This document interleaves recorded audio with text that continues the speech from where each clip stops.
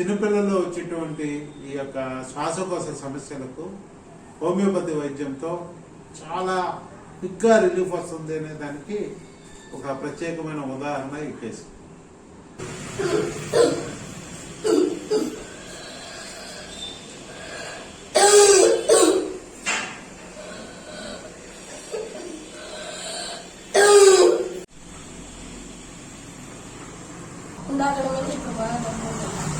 ఇప్పుడు